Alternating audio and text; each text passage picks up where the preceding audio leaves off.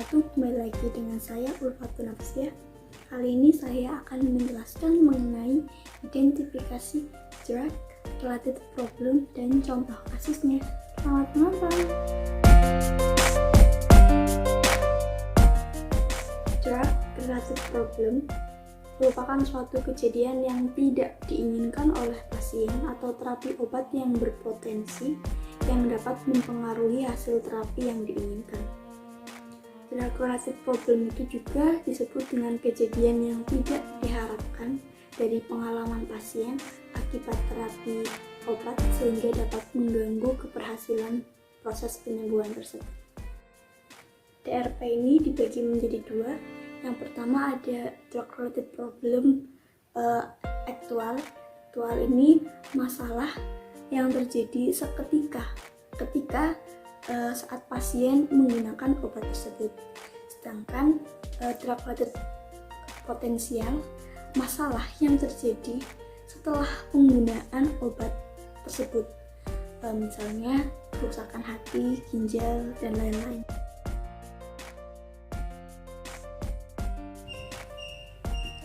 Ya, selanjutnya ada jenis-jenis drug related problem.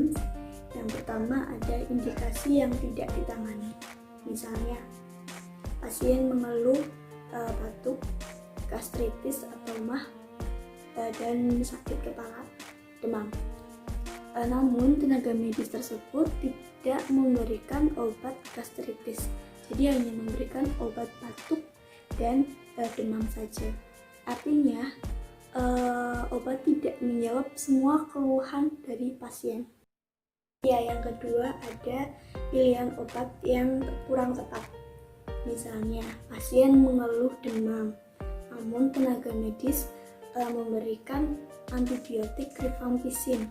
Nah, ini jelas pemilihan obat yang kurang tepat atau salah, karena obat yang dipilih memiliki kontraindikasi terhadap pasien. Yang ketiga ada penggunaan obat tanpa indikasi. Artinya, obat yang diberikan tidak sesuai dengan keluhan pasien.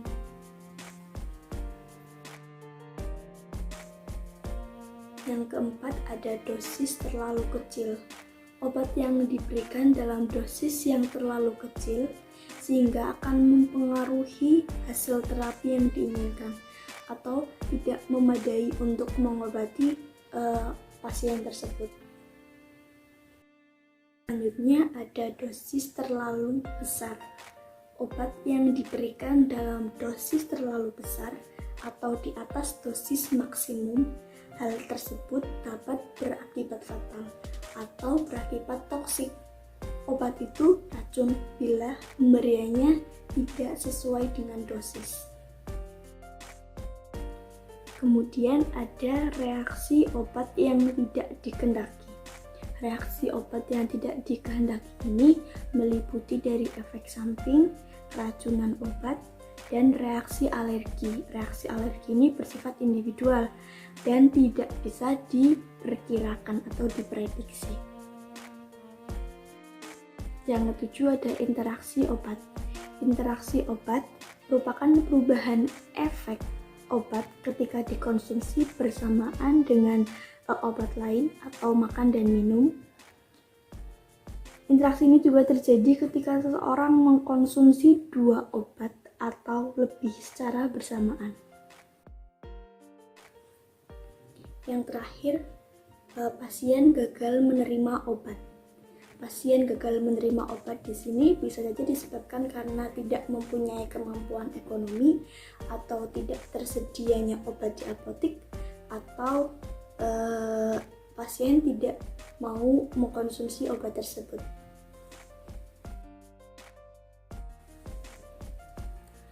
Selanjutnya ada klasifikasi DRPS menurut psikolog. Yang pertama, membutuhkan obat tetapi tidak menerimanya, membutuhkan obat tambahan, menerima obat tanpa indikasi yang sesuai, menerima obat yang salah, dosis terlalu tinggi, dosis terlalu rendah, pasien mengalami ADR, dan kepatuhan.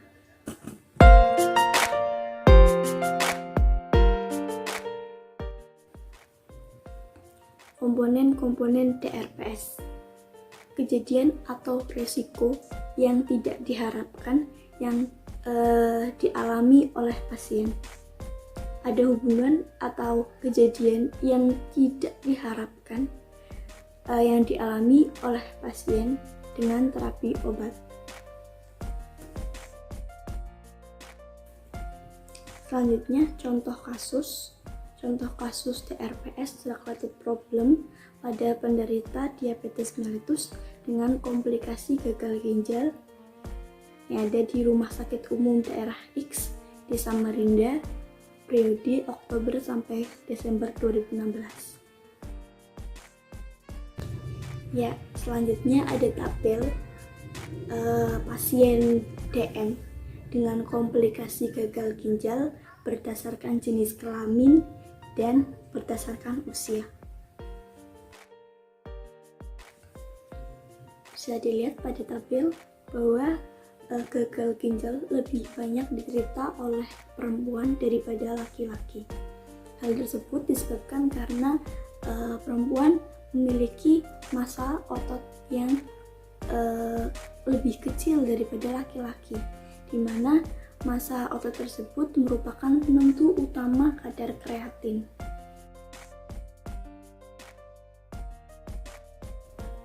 Selanjutnya ada identifikasi drug-related problem.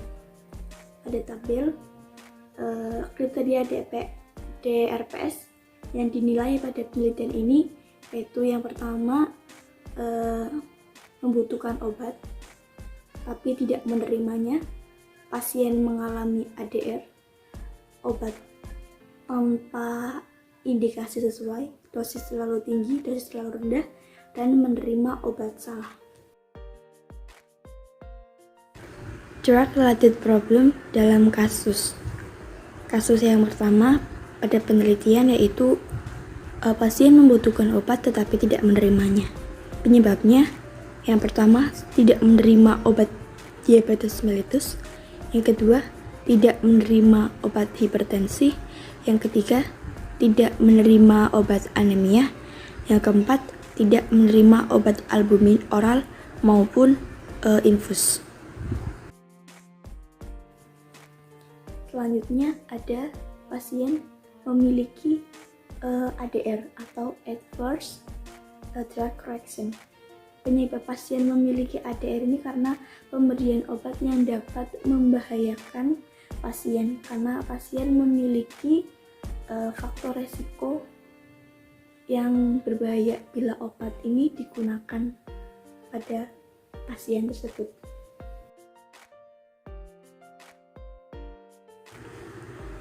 Pemberian amitriptilin sebagai penanganan nyeri dan antidepresan pada stadium akhir ginjal menyebabkan gangguan kognitif, kontraindikasi pada penyakit kardiovaskuler.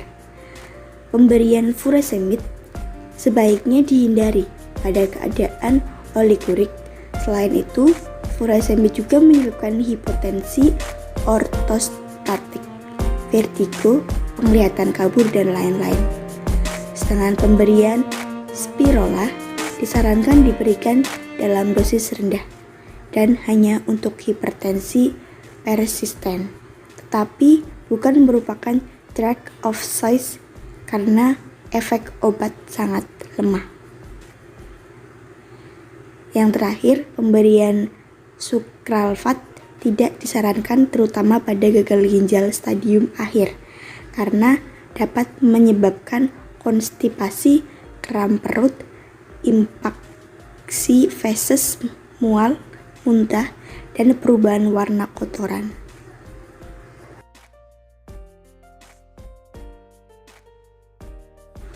Selanjutnya ada pasien menerima obat tanpa indikasi sesuai, di mana pasien ini diberikan obat injeksi ranitidin.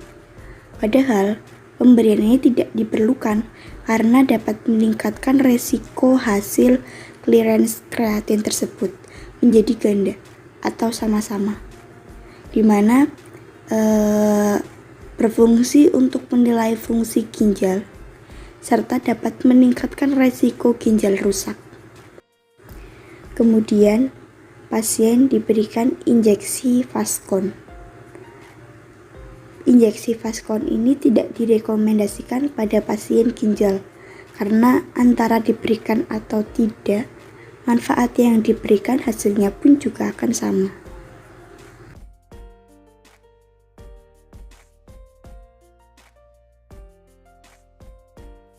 Selanjutnya ada dosis terlalu tinggi dan dosis terlalu rendah.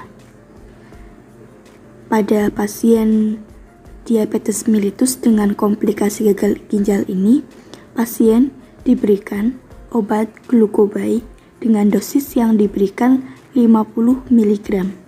Padahal dosis glucobai ini aman diberikan 50 sampai 100 mg sehari dalam dosis terbagi 3, atau dengan kata lain, dosis yang diberikan harus lebih rendah dari 50 mg.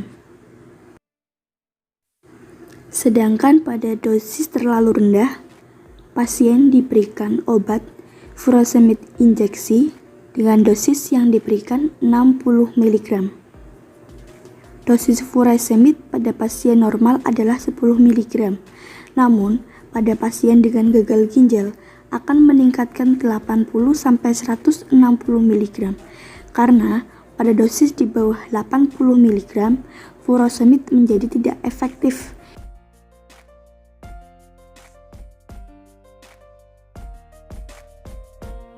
Pasien menerima obat salah.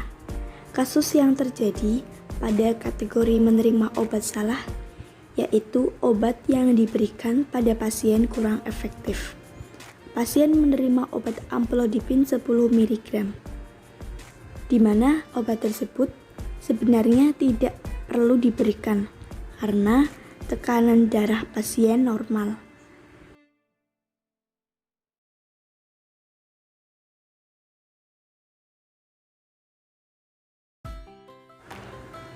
Berdasarkan hasil penelitian, ditemukan DRPS atau drug-related problem pada pasien diabetes mellitus dengan komplikasi gagal ginjal, yaitu membutuhkan obat tapi tidak menerimanya 24%, pasien mengalami ADR 13%, menerima obat tanpa indikasi sesuai 11%, dosis terlalu tinggi dan dosis terlalu rendah 3%, menerima obat salah 3%, dan kepatuhan 0%.